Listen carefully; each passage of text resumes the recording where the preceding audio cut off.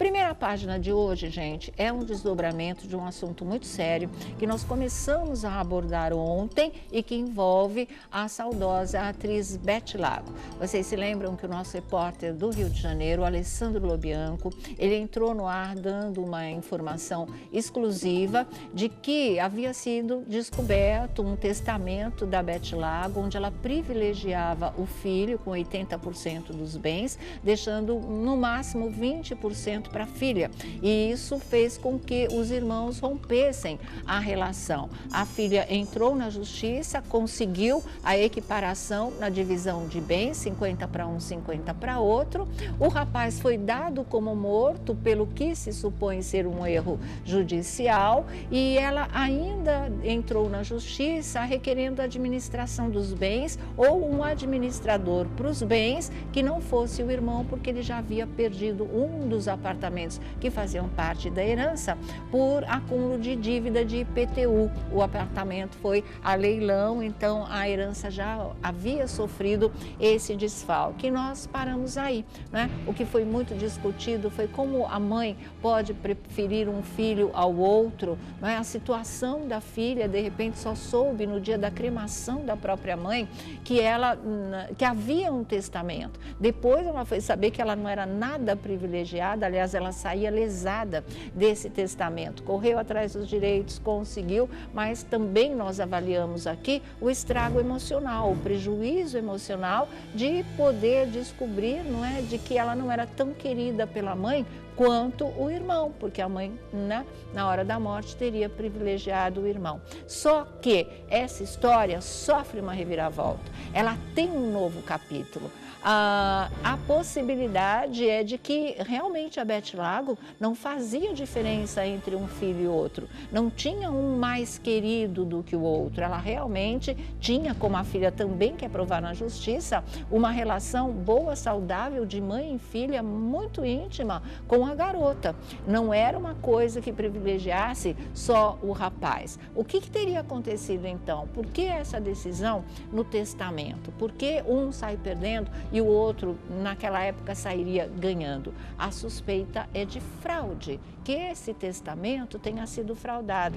E a coisa é mais cruel ainda, porque isso, segundo, né, consta já no que diz a advogada da filha, a Beth teria sido manipulada nos seus últimos momentos, sob forte efeito de medicação que ela estava tomando, porque ela era terminal de câncer, não é? E ela teria assinado sem saber, na verdade, o que ela estava assinando. Então, esse é o novo capítulo dessa história. E, como eu disse para vocês, é muito cruel, porque se isso ficar comprovado, não é? O que a gente tem em mãos? A história de que um filho, supostamente, a gente está tentando ouvir o outro lado. Cadê esse filho que não aparece? Foi dado como morto, mas estaria vivo. Por que é que ele não aparece e não explica o lado dele dessa história? Nosso programa está de portas abertas para isso. Nosso repórter tem feito contato, inclusive com o advogado dele, mas a gente não tem obtido respostas para essas perguntas que são fundamentais, né? Essas perguntas, elas são fundamentais, porque se tudo isso se comprova, o que a gente tem em mãos é uma história que assusta, né? Que choca, porque um filho teria planejado todo um esquema para se aproveitar dos momentos finais da mãe, lesar a irmã e ficar com toda a herança para ele? Seria essa a verdade nua e crua dessa triste história? Porque a gente lamentou tanto aqui também que os irmãos, né, não se relacionassem mais. Eles já não têm pai, porque o Eduardo Conde, o grande ator, também já havia morrido, perderam a mãe, um só tem o outro na vida. Mas uma outra informação que se descobriu é que esses irmãos, os filhos da Beth Lago, já não se falavam há 10 anos. Então, eles já eram rompidos há 10 anos. Não foi essa história do testamento que fez com que eles se separassem, com que eles não queiram mais saber um do outro, essa coisa toda. Não foi. Eles já não estariam bem, já não se falariam há 10 anos. Então, a situação toda, ela é muito complicada. Ela é cheia de nuances, ela é cruel em vários aspectos, não é? Esse, inclusive, inclusive, essa última suspeita, que se fala de fraude, de falsificação de um testamento que possa ter sido assinado por uma pessoa agonizante. Tem testemunhas que não poderiam ter sido testemunhas do lado dele num processo como esse. Tudo isso o Alessandro Lobianco vai falar em primeira mão para vocês daqui a pouquinho, aí tudo já com um pouco mais de sentido, mais encaixado, porque ele tem todas as informações, ele está por dentro dessa história toda, ele está descobrindo cada vez mais detalhes. Mas a gente precisa do outro lado, que ainda não se manifestou e não se entende o porquê. Porque as suspeitas, as acusações do lado da filha vão ficando cada vez mais sérias, vão sendo revelados detalhes que realmente, né, a cada vez que a gente ouve, hoje, como nós estávamos analisando na reunião, é uma coisa muito pesada, mas muito pesada mesmo. Então a gente espera poder mostrar os dois lados dessa história. Só não fala quem não quiser, porque o programa está de portas abertas, tá certo? Vou direto para o Rio de Janeiro, vou com o repórter Alessandro Lobianco, lá do Carioca, do A Tarde é Sua, que vai contar essa história com todos os detalhes para a gente. Na verdade, um segundo capítulo e mais cruel ainda do que o primeiro. Boa tarde, Lobianco. Boa tarde, Sônia. Boa tarde a todos que nos assistem, meus colegas aí no estúdio. Olha, uma história realmente que cresceu e, infelizmente, com um capítulo ainda mais devastador do que o primeiro, Sônia. Ontem, quando nós encerramos o programa, eu insisti, num contato com o Bernardo para entender o que pudesse estar ocorrendo em relação a essa má gestão do espólio que foi apontado aí pela Patrícia. E o que a gente acabou descobrindo, Sônia, foi um novo capítulo. Eu ontem não consegui contato com o Bernardo, mas consegui contato com a advogada da Patrícia, a Fernanda Lins. E aí a gente conseguiu confirmar umas informações que chegaram pra gente, Sônia, que realmente mudam, todo o contexto dessa história. Porque ontem, pelo que a gente estava conversando, a única explicação que a gente poderia ter nesse caso seria uma predileção por algum filho ou não, Porque fora essa explicação não teria nenhuma outra explicação que justificasse 80% do patrimônio para um filho e apenas 20%, para outra filha, Claro. Então, o que acontece, Sônia? A advogada explicou pra gente que realmente esse testamento foi manipulado, E vamos para os detalhes disso, Sônia. Eu tive acesso hoje de manhã à íntegra dessa acusação. E o que essa acusação diz é o seguinte, que é um termo que eles usam chamado crime de captação dolosa. O que seria a captação dolosa? É quando você faz a captação, você obtém algo de forma dolosa, dolo de dolo, de má fé, de intenção. Então, essa é uma acusação de captação dolosa, que nada mais é você captar algo de forma irregular, de forma que não é lícita, A Beth morreu no dia 13 de setembro. Sim. E adivinha que dia que esse testamento foi feito, Sônia? Não sei, no próprio dia 13? Por incrível que pareça, no próprio dia 13 de setembro, poucas horas antes da Beth falecer, esse documento ele foi assinado. Então, vamos para algumas provas que foram arroladas nesse processo, que foram determinantes para a anulação desse testamento. A primeira, 10 dias antes da Beth falecer, está documentado com atestado nos autos, o médico particular da família, 10 dias antes do falecimento da Beth, esteve na residência da Beth fazendo uma consulta e ele atestou que naquele dia ela se encontrava no pior estado desde o início do acompanhamento por parte do profissional. E aí ele usa a expressão que ela estava gravemente debilitada, já em estado de confusão mental.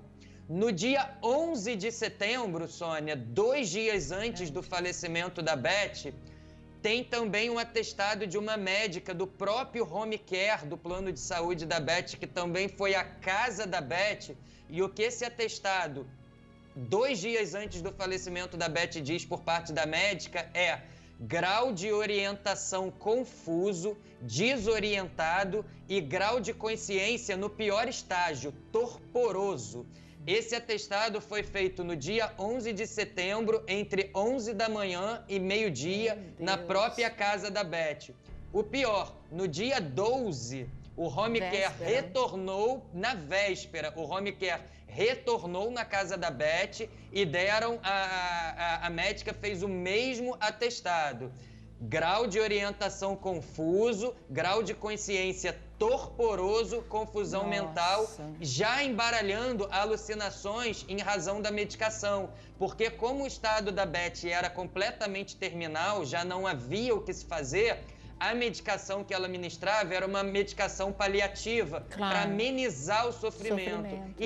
E aí tira um pouco a pessoa de órbita, justamente porque é uma medicação muito forte. Então, o que está atestado é que 10 dias antes do falecimento, principalmente 2 dias antes e na véspera, havia um atestado mostrando que ela estava num grau de confusão mental. Inclusive, esses atestados dão ciência que ela já nem abria mais os olhos, já não conseguia mais completar nem palavras.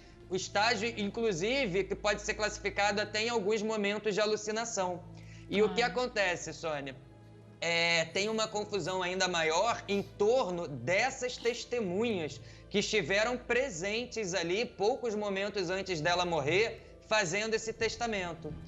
Como você disse, os irmãos já não se falavam, Sônia, há 10 anos. Essa é uma confirmação que a gente teve nos autos do processo. Tiveram problemas relacionados a trabalho e há 10 anos que eles não tinham mais uma relação de amizade. As testemunhas que foram levadas ali para esse testamento foram 3 pessoas. Uma moça, eu acho que eu não preciso nem dar o nome dela porque ela não é conhecida, mas é uma amiga do Bernardo. Uma amiga do Bernardo que não tinha relação com a Beth, foi uma das testemunhas. A segunda testemunha foi o Guilherme Linhares, que foi companheiro da Beth. Ele não falava, não é amigo da Patrícia, mas é amigo do Bernardo. Era professor de educação física do Bernardo. E um detalhe interessante, o Guilherme mora num edifício onde um dos apartamentos seria deixado de herança pela Beth. Sim. E a Patrícia acusa, nesses argumentos à justiça, que já havia um plano para que o Guilherme, como ele é morador desse prédio, ele administrasse e ficasse com uma parte do valor que seria alocado aí nesse imóvel feito a partir do Bernardo. E a terceira testemunha era a diarista, a moça que trabalhava na casa da Beth já há 30 anos. Uma curiosidade, nenhum dos 3 compareceram à missa de 7º dia da Beth, né? Então isso foi também levantado aí dentro dos autos. O juiz, claro, invalidou. E aí ontem, Sônia, quando a gente diz, a informação pode até parecer que não tem muita importância, quando a gente ressalta que as testemunhas não podem ter laços afetivos, né, em relação à testamentária. Por quê? Eu fui pesquisar justamente para preservar esses casos em que a pessoa está em estágio terminal, em confusão mental, porque se alguma das testemunhas tiver uma relação familiar ou de convivência ou alguma relação de intenção, pode manipular ali a pessoa a assinar ou deixar alguma coisa para alguém. Então a justiça pede para que seja vedado isso. Uma curiosidade, Sônia, o cartório também está sendo processado. Por quê? Porque houve a presença no apartamento da Beth de um tabelião. E qual é a função de um tabelião no cartório? É estar presente para atestar que a pessoa que está fazendo o testamento, ela está gozando de livre consciência, de faculdades mentais. Essa é a função do tabelião. E uma curiosidade, apesar do testamento ter sido feito no dia que ela morreu, a data da assinatura foi colocada 2 dias antes. Então, quer dizer, é um problema grave, uma acusação grave. A Fernanda, advogada da Patrícia, confirmou que o cartório está sendo processado também, porque isso não poderia ter sido feito de forma alguma. Então, Sônia, a história realmente ela é mais pesada do que a gente pensava, mas fica pelo menos aqui uma explicação que não deixa de ser um conforto. A Beth não escolheu deixar mais para ninguém de acordo com as alegações que constam no processo. Ela teria assinado, feito esse documento, sido manipulada a assinar e morreu sem saber o que estava assinando. Tanto que ela foi a óbito pouquíssimas horas depois da assinatura aí desse contrato. Uma coisa importante, Sônia, é que há muitos depoimentos de artistas dentro do processo se colocando a favor da Patrícia. Colocando, não, a minha amiga sempre teve uma relação exemplar com a filha, isso não justifica, e realmente esses amigos artistas deram ciência no processo também, que nos últimos dias ali, quando a doença começou a se agravar, o Bernardo já teria proibido eles de ter acesso a Beth, de visitar a Beth, eles não conseguiam mais passar da portaria, Sônia. Então é uma história aí que realmente tem uma acusação séria, uma acusação, como a gente falou na expressão captação dolosa, que é obter a assinatura de alguém de uma forma que não é lícita, que não tem condições, né? Então isso vai ser agora discutido também, além do pedido da destituição do Bernardo.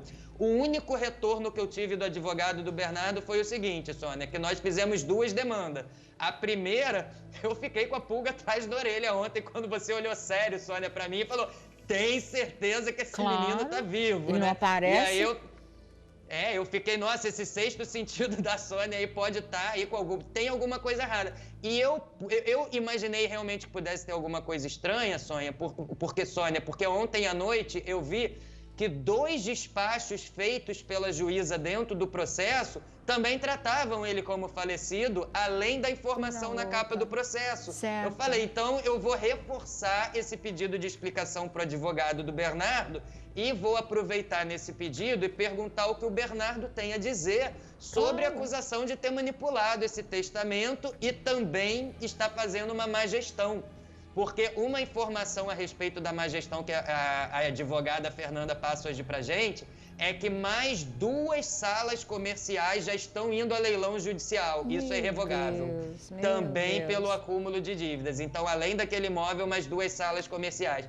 O retorno que eu tive do advogado, Sônia, foi o seguinte: Alessandro, bom dia. Mais uma vez, o erro no processo é de cadastro, ou seja, cadastraram o nome do Bernardo no campo falecido. E aí ele fala sobre essas movimentações seguintes. E nesse cenário, todos os documentos que foram anexados ao processo conterão o mesmo erro. Assim que for retificado o cadastro, o erro não será repetido nos documentos subsequentes.